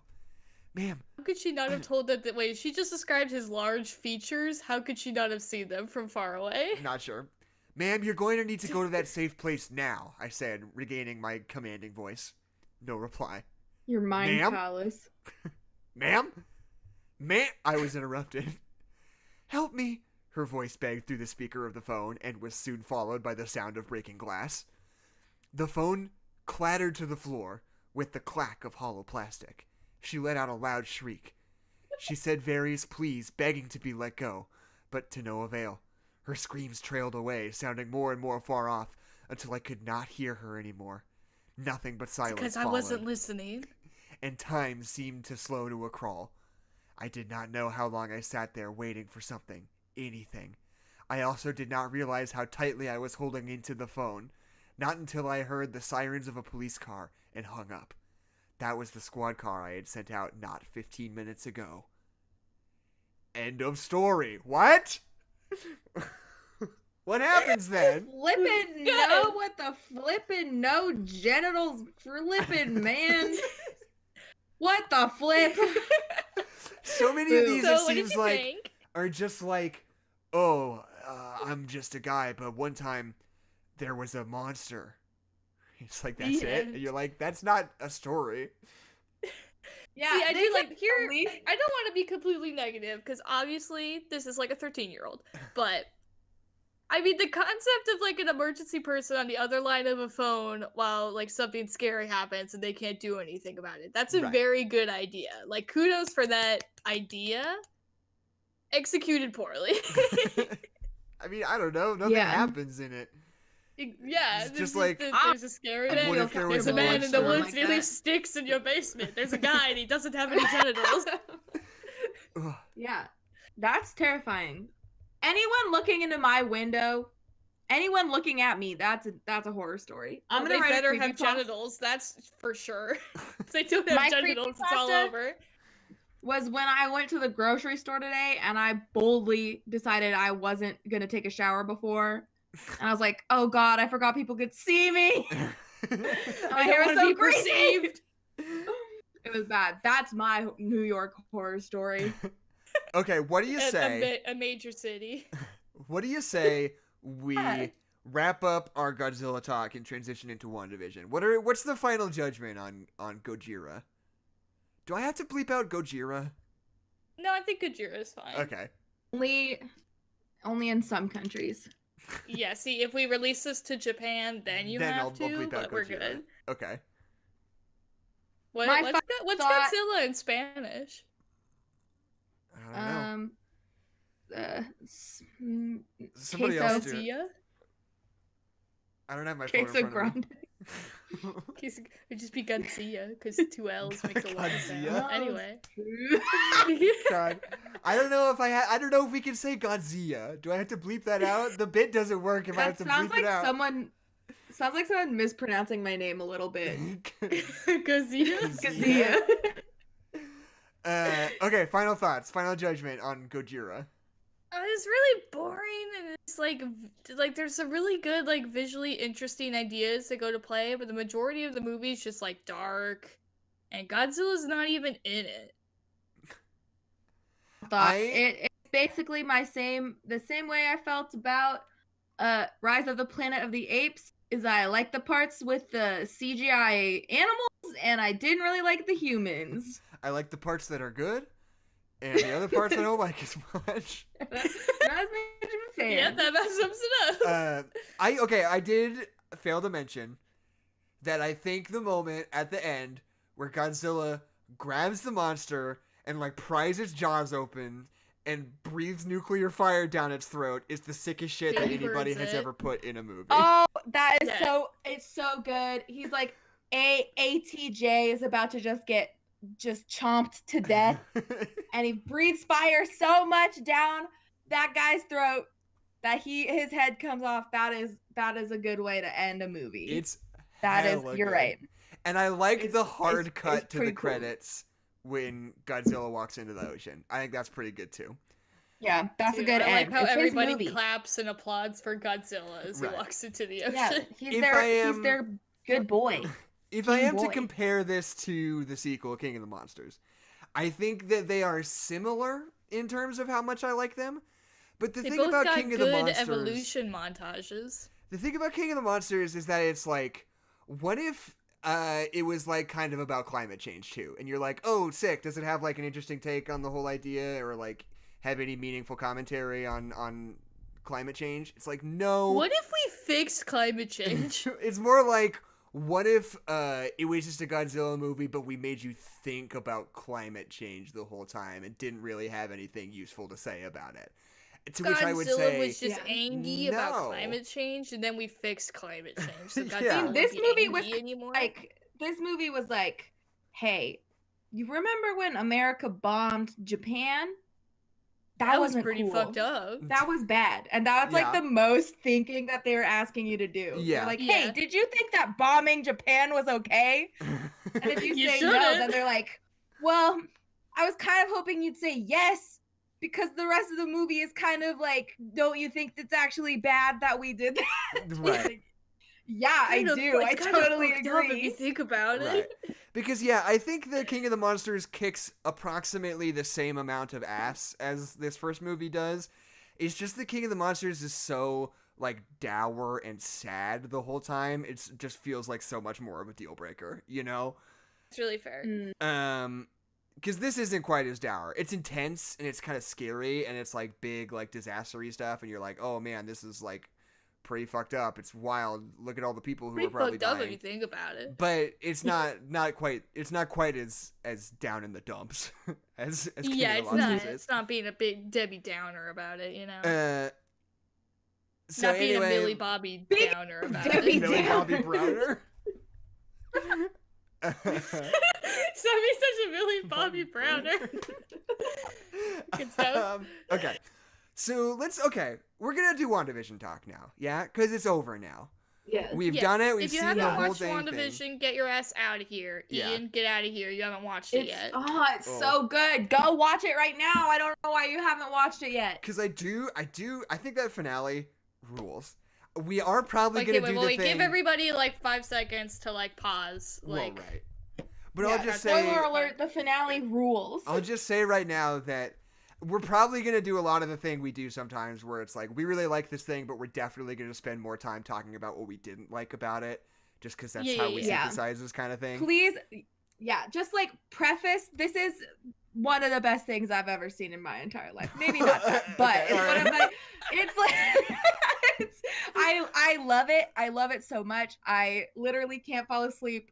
Now it's over. But like, I would just wait until it was midnight and I would watch it then because I like it that much. And I don't even stay up at night anymore. I'm an old lady now, but I stay up for WandaVision. So here's if we'll start with a lemon, my biggest criticism of the whole show is that I never once cared about all the Monica stuff. Something about her character just completely goes in one ear and out the other for me. Like, it is hard for me to form any sort of attachment to that whole B plot of hers. Do you guys feel the same way?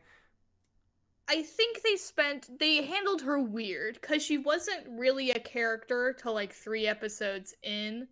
And like the thing is, like, it was weird, she didn't know her name till she touched Wanda, and you're like, oh, like, what's going on with this person? And then she was like actually like a character, when she gets shoved out of the universe, it's like, oh, she actually knows what's going on. So I think she was a really cool tool to like first establish that, like, oh, something's kind of weird here, Right. And like I liked her as like the only person on the outside that has her back. I really liked that. But I feel like as soon as she went back in to the bubble to like, I'm going to fix it now. Like, I feel like I kind of like lost like what her character was about, kind of. Like, right. Yeah. We needed to make military guy the like big bad for realsies. So we needed them to like, we had to lose all nuance with him so that we could have nuance with Wanda. So like she was like, I'm the good one and he's the bad one, and now I'm gonna fix it. That's kind of where they lost me. I guess I just think that. Well, I do. Oh no, you go. Okay, I will go. Thank you.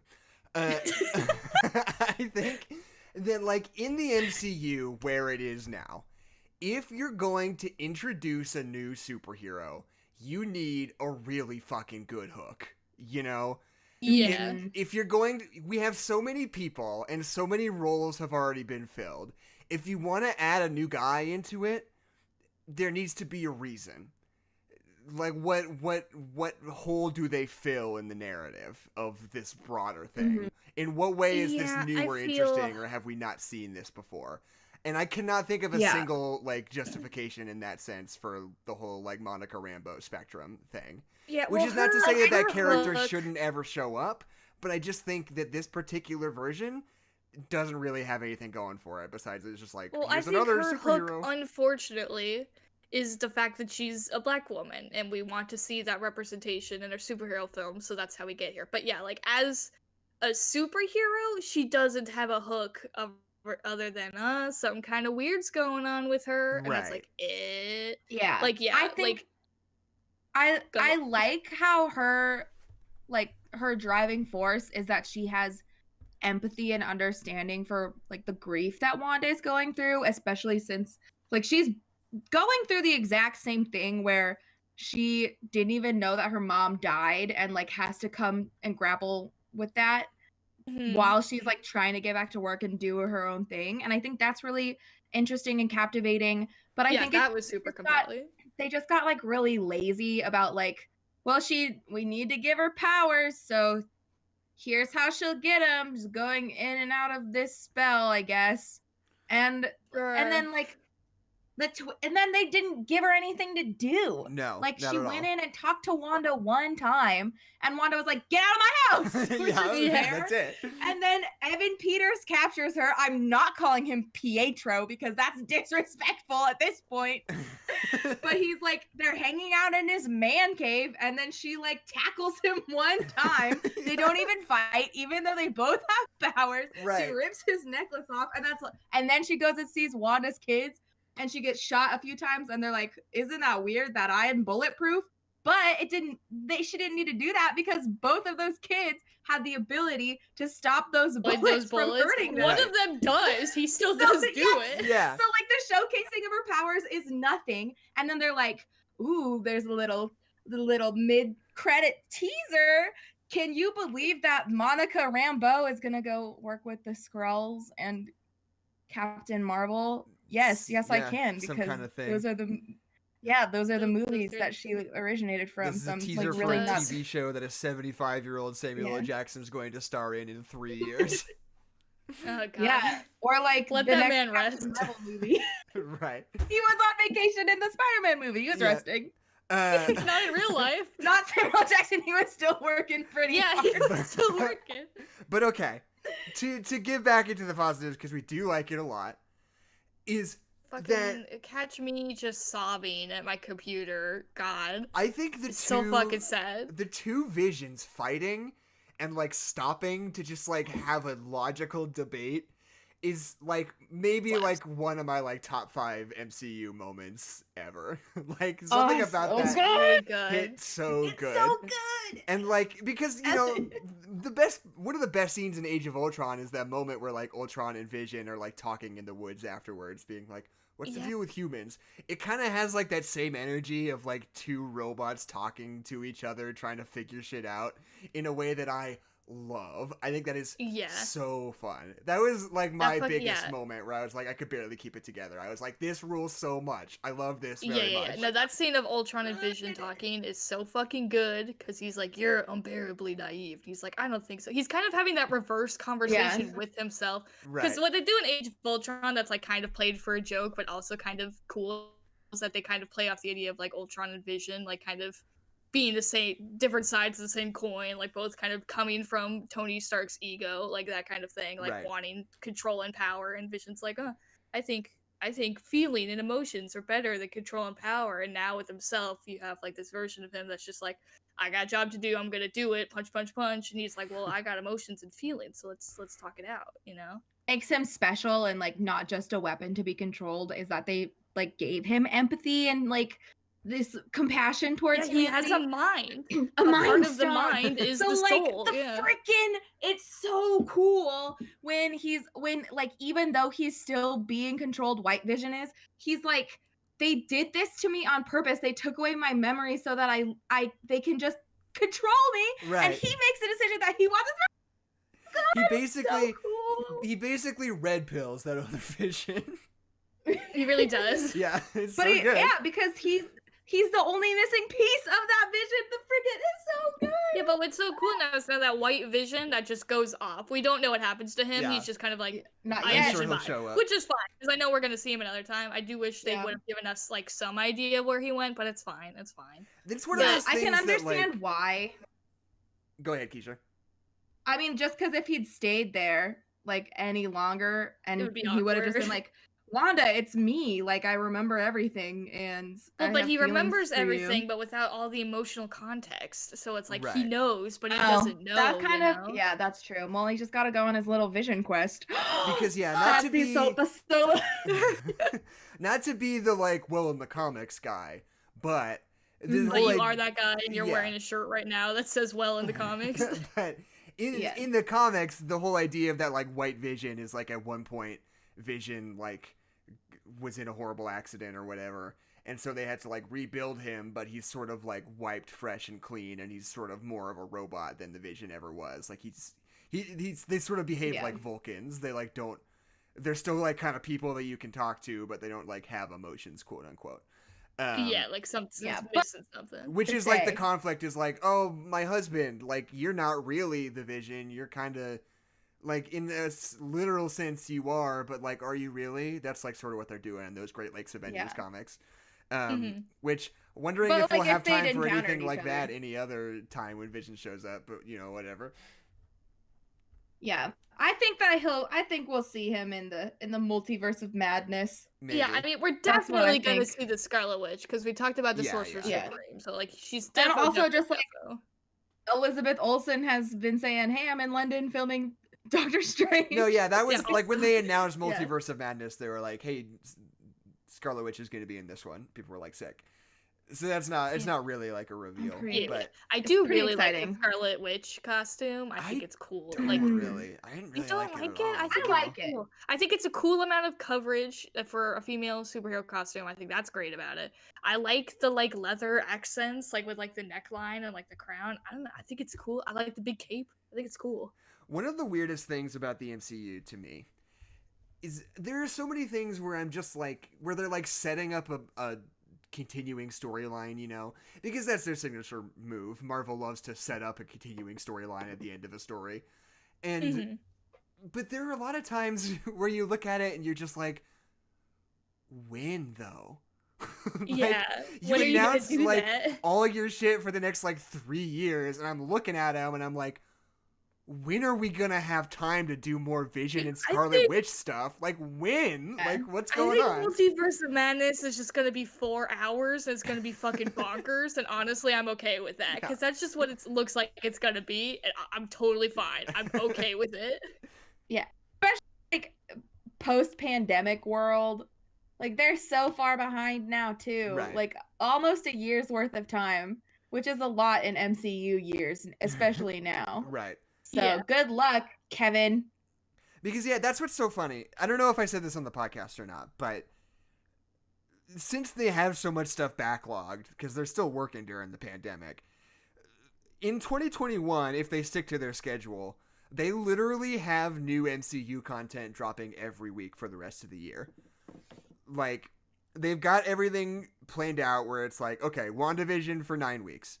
And then 1 week where we drop the, like, special bonus features behind the scenes video for WandaVision. And then, Excited about it. and then Falcon and Winter Soldier starts. We do that for 6 weeks, and then we get a bonus features week. And then Black Widow drops, and then we're going to put the bonus features on Disney Plus the next week. And then Loki starts the week after that.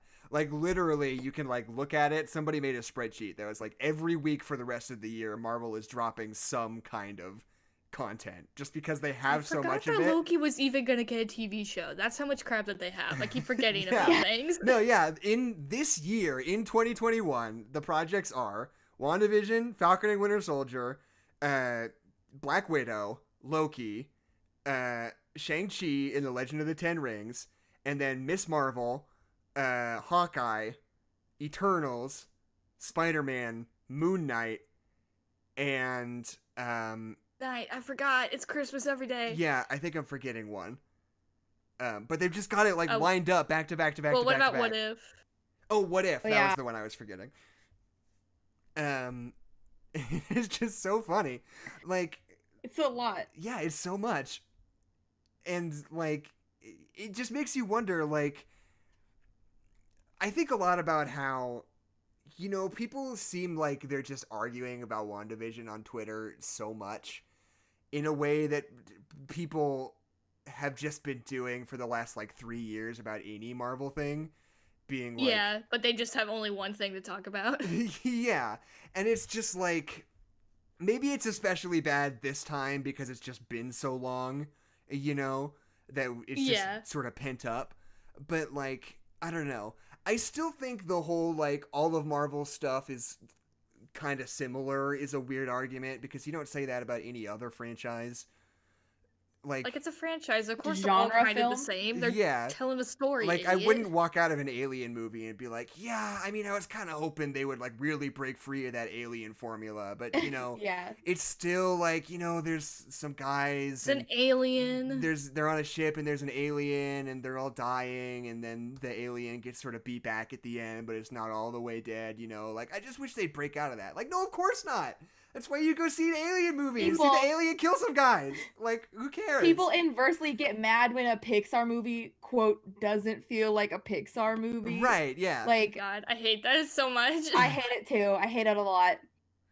and it's like, you know. I think WandaVision is the thing I'm most excited about, all of the things that they've been releasing. I mean, so, honestly, because the next thing that comes out is Captain America, Falcon. Yeah, because Falcon and Winter Soldier. Captain America's not in there. But we think. it's just because, like, with WandaVision, I was so excited about it because, like, I when I'm so excited about this, like, phase of the Marvel universe, it's like, okay, now we're just gonna get fucking weird with it. I'm like, fuck Yeah. Mhm. yes.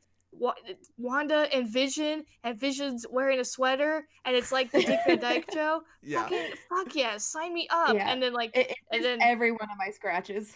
yeah, exactly. And then I just like Captain America and his friends just doesn't. Yeah. It just doesn't seem the same. It seems like Yeah. kind of a return to normal a little bit. Yeah, I which really is doubt it's fine, going to be 'cause, as much like, of a phenomenon as WandaVision was. Yeah, exactly. Like, it seems like a kind of a return to, like, what Marvel movies are, which is fine because I love Marvel movies. Yeah. But, like, you know what I mean? Like, it's not the same. Yeah, like Fucking- I'm in the same boat 100%. Like, I'm gonna watch it. I'll probably enjoy it. More likely than not, I will enjoy it. But, like, WandaVision is just so, like, weird, and they stretched the boundaries literally in the show, Read but the also screen. like like they're like, yeah, we're putting witches in here, we're making things happen.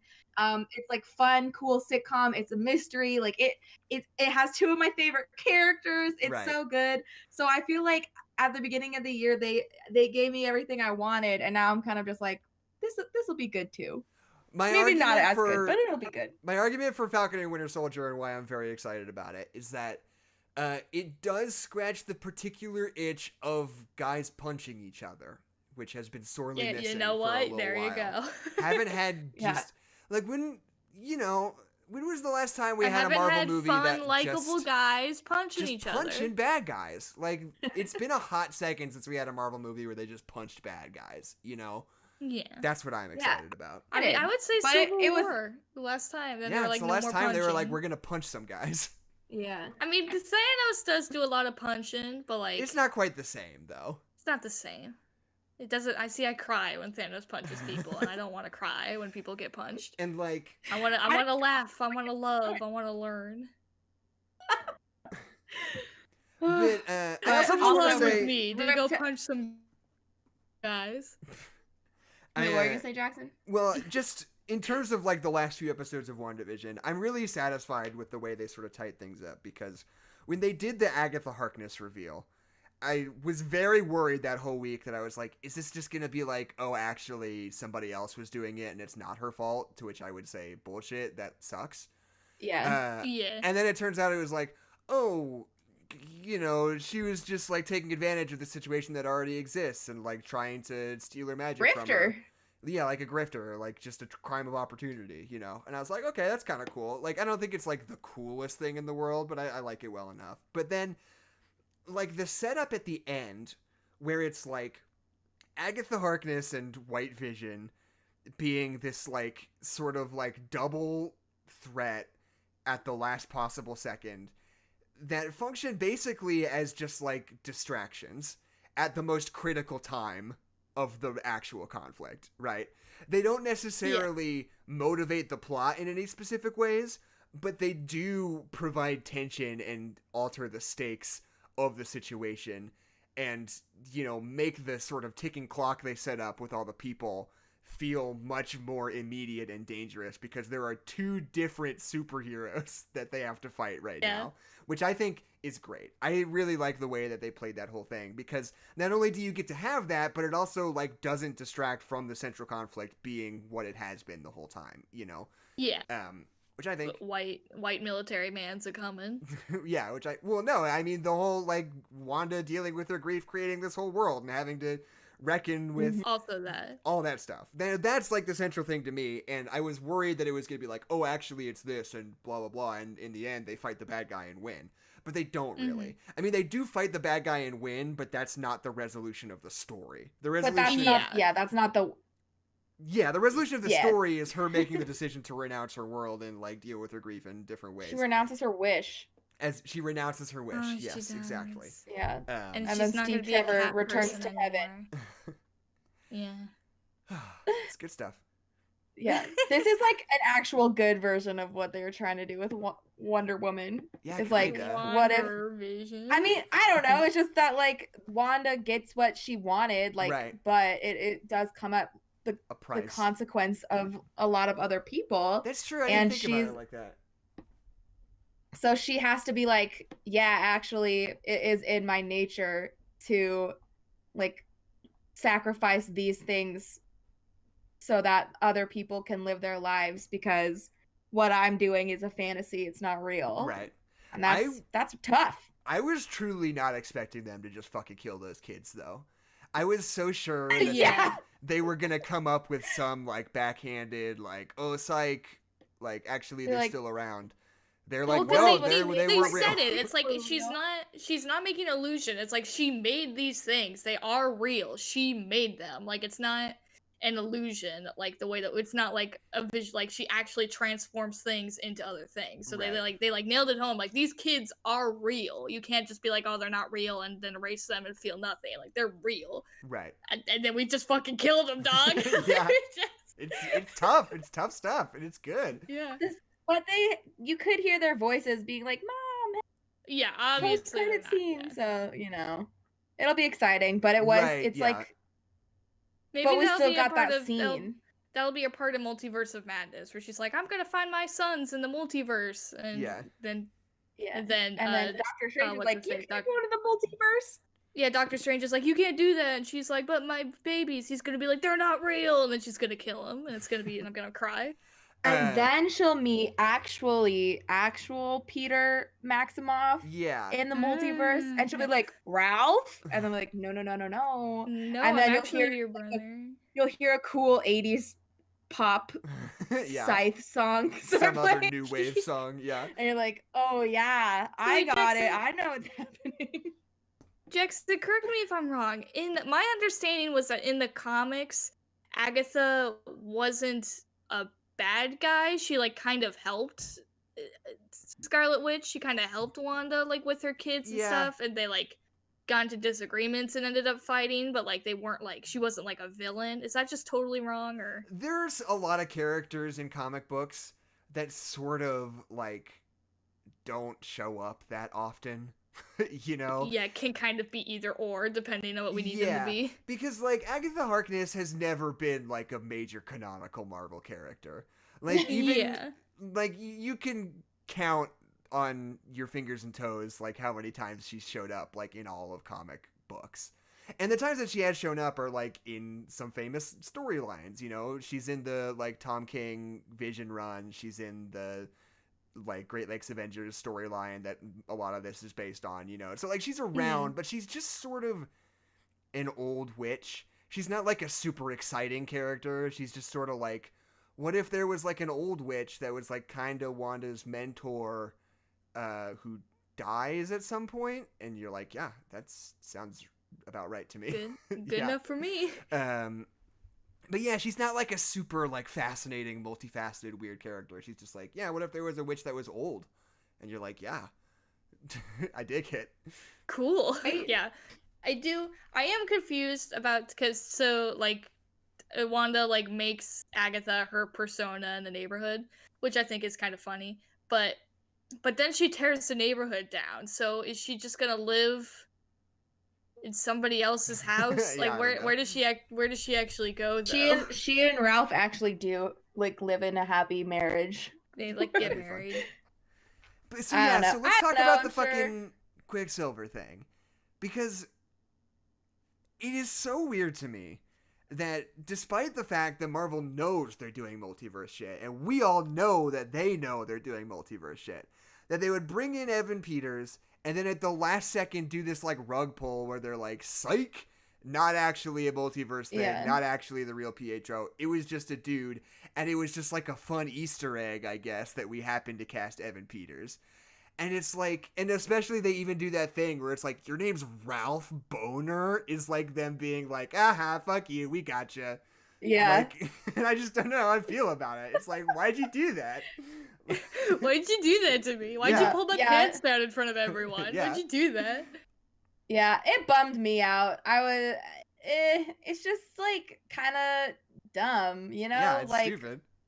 because it's one of those times where like to the audience you're like, oh, because it's Evan Peters, you know, and to them it's just like, yeah, Pietro does not look or sound the same for some reason. Right. And the reason is, I guess Agatha couldn't cast a spell to make him look like the old I Quicksilver. guess, yeah, I don't know.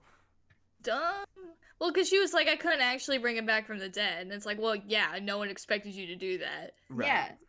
I almost, Yeah, no one did. like, seeing the way it played out, I almost would have rather they just got Aaron Taylor Johnson back and just played it straight. Mr. Temporal Pincer Movement himself could make an appearance. Mm-hmm, Yeah. mm-hmm. I would have preferred that as well. But actually, what I would have preferred is that it was actually Quicksilver Right, from yeah. another dimension. Yeah. I feel Well, like they just wanted to stir the Right. Reddit pot. That's all they wanted to do. I I feel know, like there and that might is be infuriating. I feel like there might be another shoe to drop later. Maybe they'll be like, "Oh, here's why he looked like the alternate universe Quicksilver. There is something," and they're just trying Well, to I like think what plant they're a red gonna do herring. is they're gonna be like, that is him, but in an alternate universe. Like that's what they're gonna do. Like that stupid thing. But it couldn't be because the Pietro from this universe would be the Pietro from this universe. No, in a different universe. The X-Men universe is a different universe that we'll go to. Right, but you're saying He's it's not Pietro. He's Peter. I Also, guess. just to be Yeah. no, whatever. that's the truth. The X-Men universe isn't but- Pietro. He's like, and they didn't even talk about Magneto. Right. Where's Magneto? But I mean, what I'm saying is that, Adeline, you're positing that Frank Boner is this universe's Ralph Boner is this universe's version of Quicksilver from the X-Men, right? Yes. But the thing is that that doesn't make any the sense. thing is No, that because no, the Aaron thing Taylor is that Aaron Johnson's Taylor Johnson Quicksilver. is already this universe's version of Quicksilver. Okay, but does that Yes. mean you posit that Aaron Taylor Johnson is the X-Men universe's Ralph Boner? Yeah. Think about that. Do you think about that? I maybe that's it. There is I don't there's know. another universe I where think that there's- is him. I think there's more to Ralph than meets the eye. And I okay, think that we here's have something more to that I hear. haven't seen people dissecting to death, which I thought they would. There's that moment in that first episode that Quicksilver, Pietro, Ralph Boner, or whatever is in, where he says something to one of the kids and he's like, "Oh yeah, it would kick ass," and the kid's like, "Yeah, kick ass," and then Wanda's like, "Kick ass?" Like really makes a meal out of saying kick ass, because Evan Peters was in Yeah. Kick Ass too, which is Kick-Ass. also a Marvel property.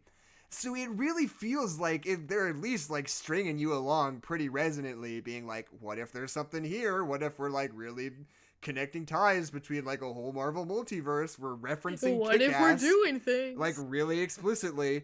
And I haven't seen anybody talking about that. Maybe I'm just crazy, but like, Oh, because that's the thing with Marvel is that like they have set things up so much that there are like 10 trillion Easter eggs in every single thing. But then also sometimes movies just like to throw in little clever nods. right. Like I'm a big fan of the To All the Boys I've Loved Before trilogy. The last one just came out this February. It was fine. It wasn't that Did good, it but fucking really? I heard nothing did. about that. yeah, it wasn't that good. But it's fun Yeah, to because have all an I heard Asian was that the second one protagonist. wasn't that good.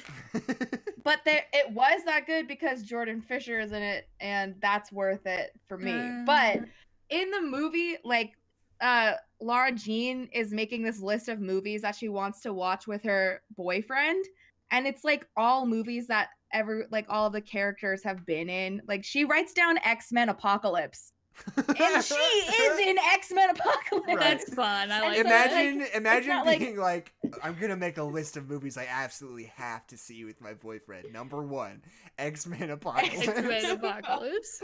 Like, Yeah, I would argue that but I was like, hey, that's fun. nobody's really thought about X-Men Apocalypse in like 3 years, I bet. Except I for think us, about how I apparently. wanted it to be good. I think about how bad it is. Yeah. I love the X-Men franchise, and I had nary a time have I felt good about the cinematic universe. That's not true. No. That's not true. There are some good ones, but there are a lot of not good ones. Logan Logan- fucking slaps. Logan is good. I think that X-Men Days of Future Past is X-Men at its finest when it comes to like actually just letting go and being weird. Right. And the Not X-Men trying is to weird. hold their timeline into making sense. But you know, I don't know. Sometimes it's like this is just a clever nod, and sometimes exactly.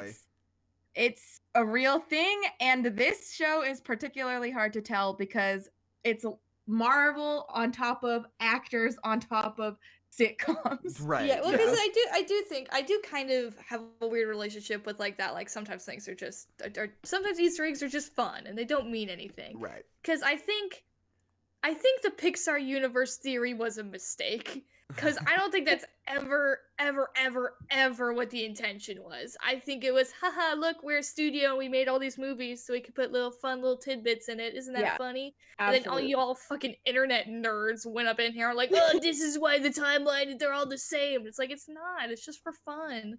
Like the whole thing with like the antidepressant ad that was called Nexus. It's like, maybe that was just fun for you because you read the comics and we're just having fun. What if? No, Adeline, Man-Thing's gonna be in it. They're gonna drop an 11th Jackson- episode any day now. Yeah, he's gonna be in the after credit scene of the behind the scenes thing. I do really think Man-Thing well- might be in Multiverse of Madness, though. That's just me. But whatever. It's that's very just I'm telling you, possible. Multiverse of Madness is just gonna be 4 hours long and it's gonna slap.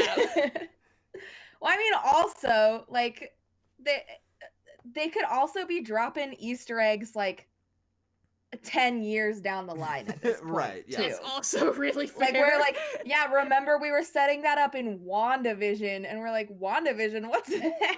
So long ago. Yeah. Like, so it's just hard to tell at this point. But I know what's Evan gonna Peters happen is when all coming the back. people who are making Marvel movies now die? Are we gonna have like the next generation of people who work for Marvel in the cinematic? Yeah, I mean, I That's, guess. they can try making- X-Men again. Yeah, they'll do it again. They'll fix it. We are the This- future. Just let them go to space. Let them go to space for real. Like Tom Cruise. Okay. I'm trying to think. Rip- R.I.P. Tom Cruise. R.I.P. Tom Cruise. I'm trying to think if there's anything else I wanted to say before we start to wrap up the show about WandaVision. Fucking when they go that scene where they have TV night and they pull out the Dick Van Dyke Show and they watch the one with the walnuts and like just like the fuck how much I love Dick Van Dyke Show and like how much that like represents like my relationship with our dad, just like me and him watching the Dick Van Dyke Show. Picture me fucking sobbing that whole time because it's just it hit the nail around the head and now I'm crying. Yeah. It's real good. It's good. very It's a good So show. good. Good show. And yeah, and I can't. Okay. Well, I have a couple of things I need to get off my chest that I haven't said in the previous two. okay. Speak now or forever. No, you can probably talk about it later. I am one of the few people on Earth who defends the big, long, indulgent Marvel logo. Right? I think it's fun. Skip over it every time. It's so Okay. long. I don't think it's that For a bad. TV watch it show. But sometimes. well, yeah, and this is like during movies under normal circumstances. Yeah. But now that we're doing it at the beginning of every single half-hour episode in its Too much. full form without playing with it even a little bit, it sucks. Too much. I hate it then. And like I know everybody hates it all the time, but this is where I draw the line. It's like I was I with don't like you, it but Yeah. no. because like when you're sitting in the theater and you're getting ready to watch a Marvel movie and we have this big like that's just gets you hyped and like ready for Marvel movies. Like you know how much the Marvel movies are cool and you know how you've seen all of them and now you're gonna Yeah. watch another one. Aren't you excited? And I'm Right. like, yeah, I am Marvel logo. I'm very excited. And then the movie starts and it's like, yay. But when I have to watch like a minute and 30-second logo before Right. I have to watch WandaVision, it's too much. It's too much. Yeah. I don't want it. Also, Find it, but I'm also the kind of person who will watch all the way through. Like, I'll watch the Attack on Titan opening, even though it's a minute and a half long every time, because I just like that song. right. I enjoy it. I think the visuals Not are even good. a song. They're not even singing about I know, friendship. I know, but the visuals are cool, so I don't Fair. mind. And also, it's not hard to skip ahead. Right. But they I should know play I around do. with it, make it fun. But Yeah, like make that's it the thing I specific want for them to the do. show. I want them to like really play with it and do something goofy with it every once in a while. You know, like every studio does with their logo. You know, I guess in this one they made it black and white at the first episode. They made it fade to purple. Right, on the right. Agatha So they flashback play with line, it so like it's a little bit. I want them to play with it way more though. Yeah. Yeah. But I mean, they did with Endgame, but that's a movie. What did they do with Endgame? Oh, they like edited out everyone who was snapped out. Oh, that's right. I was gonna say they change what clips they use for every new Mhm. iteration. I think. But my other beef, is that doing a post-credit scene in a streaming TV show that releases weekly is stupid, and only doing a post-credit scene sometimes is even more stupid. I don't think we should be doing that. I don't mind it when it's at the end of the last episode. That feels like something that is reasonable.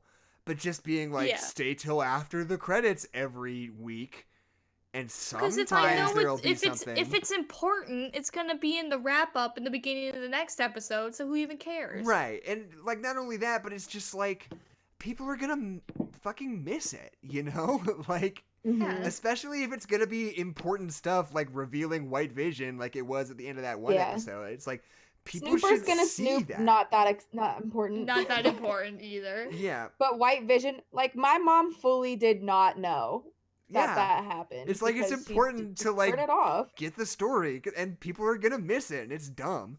Like, I don't mind doing it at the end. Like, at the final episode, there's like 2 post-credit scenes. Doesn't bother me at all. I think that's fun. But like, you gotta like make sure people see the important stuff to like engage with your dang weekly TV show, you know? Yeah. And they weren't doing it at first, and I was like, that's good. But it was just because like they were still in sitcom mode, and then when they like officially weren't in sitcom mode anymore, then that's when they started happening again. And I was like, that's meh, you know? Right. Shmeh. It's whack. So whack. Yeah. But that is the nittiest of picks. Oh, That is the sure. nittiest of gritties. Yeah, I mean, are we done here? Are we feeling good? I think so. I feel like my pitching arm's ready to go. Excuse me? I could do the Twitter pitches now. They're not pitches. We're not So, like, selling the What are you Twitter. talking Twitter, about? what am my word? I don't know. My brain's broken. Twitter handles. Have you heard of what am I Twitter? the word? Oh, like I'm. the We're plugs, Nerd you Notes mean. Allowed, and we're Plug, here to that's tell the you word I was about looking Twitter. I was like, what are you Listen, pitching? Adeline. I don't know. I don't know anymore. I don't know why I said pitch. Pitch perfect. Best I movie, Pitch quit. Perfect 2, Anyway, 2 Pitch, this 2 will- Perfect. This will be my last episode because my brain is melting. It's been a pleasure. Okay, Kezia, go ahead and Anyway. do the pitches. I'll do the pitches. The pitches for following us on Twitter. Anyway, if you haven't joined our Discord yet, you should join our Discord. It's really It's fun. We poppin'. talk about a lot of things. We don't just talk about movies there. We talk about lots of stuff. And if you'd like, you should follow us on Twitter. You can follow the podcast at No Nerds Pod. You can follow Jackson at Jepperpack. You can follow Adeline at Hollaback Horse, and you can't follow me on Twitter. Or actually, here's a challenge. I made a secret Twitter my freshman year of college, but I don't remember what it's called. So if you can find it, you can follow it. I think I saw it. I think I got it recommended to me the other day. It didn't You have any do? followers. Yeah. Oh, well. I don't know. I had some funny tweets on there. I talked a lot about Calcifer the Fire Demon. Okay. Just thoughts to myself. Anyway, let us know what movies we should talk about next or other pop culture like things in the comments below. Thank you. And Jackson, here's a review or something like Yes. that. So here's a 1-star review of Gojira from imdb.com. And this is a little bit of a long one, but I hope you can bear with me. I can. Thought I had seen some bad movies, but the new Godzilla takes the cake. Spider-Man 2 was terrible, but not nearly as awful as Godzilla. Bryan Cranston dies early on and has a role that is demeaning for such a brilliant actor.